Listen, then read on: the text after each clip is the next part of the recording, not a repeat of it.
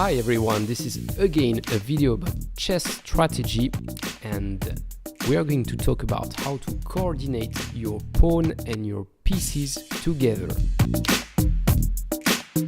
At this point you already know a lot about strategy if you checked my previous videos. You know how to play your pawns, how to play your pieces, you know exactly how to play each piece individually, but you don't know how to coordinate everything, neither do you know when to exchange pieces.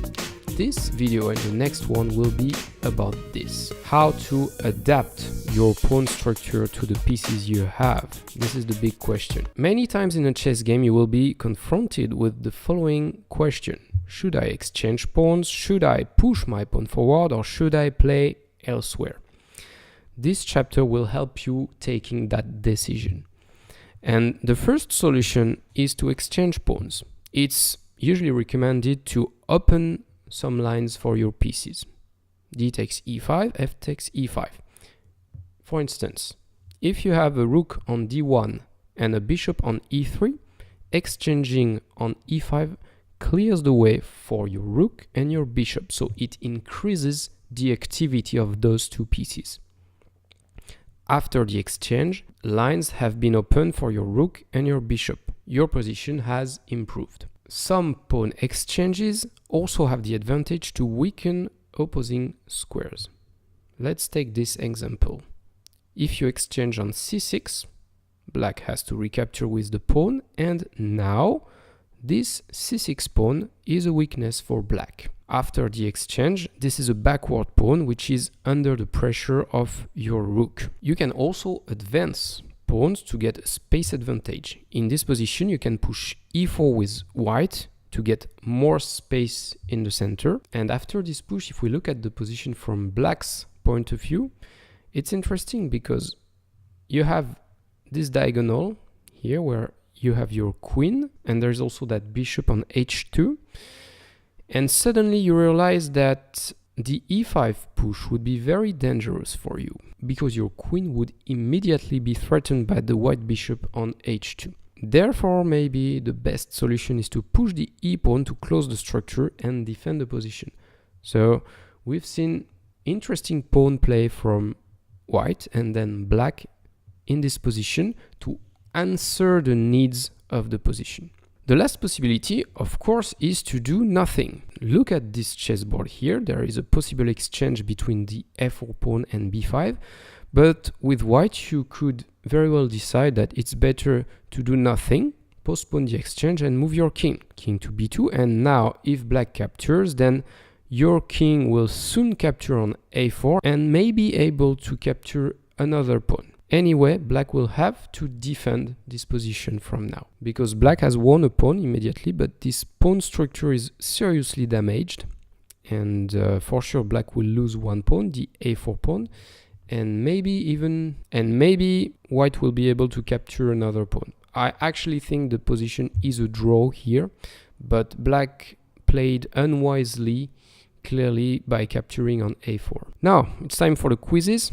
Try your best to find the best way to improve your position thanks to the pawn structure. First question.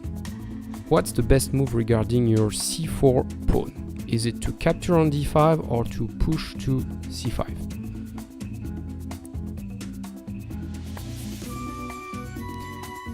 It's actually not such an easy question here, but the best solution is to capture on d5.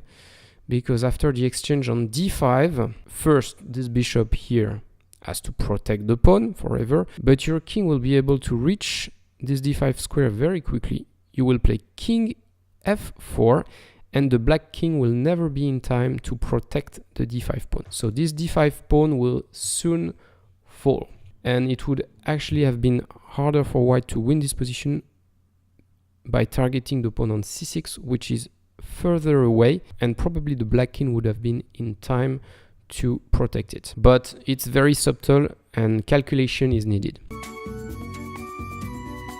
Now, choose the best move regarding your f5 pawn. Should you do nothing on this move, or should you capture on g6 here to try to attack and open lines for your bishops.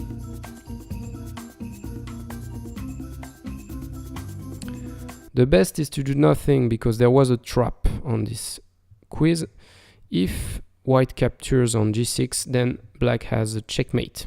F takes g6, huge mistake really. H takes g6, and now there is this check from the rook on h8, and there is nothing white can do. Bishop h6 and rook takes h6, checkmate. This must be a reminder to you. Always wonder if the move you are going to make overlook something very simple, such as the loss of a piece or a checkmate. Strategy is a great weapon, but you must never forget tactics. I hope you will always remember that. Then, this position, taken from a real game, you have the bishop pair. What should you play? Should you open the lines with c5, or should you push g5 to trap the knight? Take a moment here.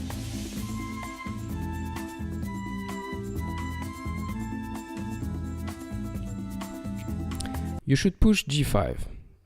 If you answered c5, it's not a very good move actually.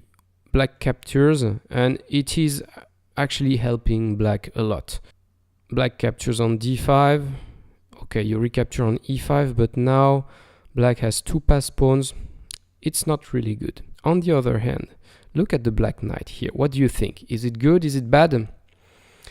No, of course it's bad. It's on the edge of the board, and more importantly, it's not easy for this knight to go to a better square. If the knight goes to c7, it's useless, because all the possible destination squares are controlled by white.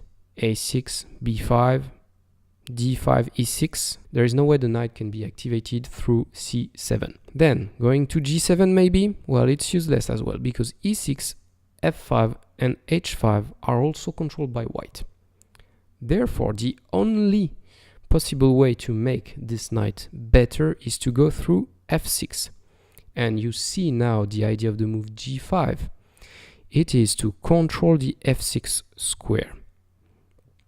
Okay, you play g5. Now this knight can go to g7 and then f5 and h5, so be careful. And now you play g4 and you control again the squares f5 and h5. This knight is completely trapped and white has a huge advantage in this position. Sometimes chess is simple, no? Congratulations, you're now able to use your pawns to get a space advantage, open the lines for your pieces, trap opposing pieces like in the very last example, and create weaknesses on the other side. Efficient pawn play covers all these possible outcomes. That's it about pawn play for the moment. The last chapter is about exchanges. Don't forget to like the video or subscribe to my channel. Bye bye!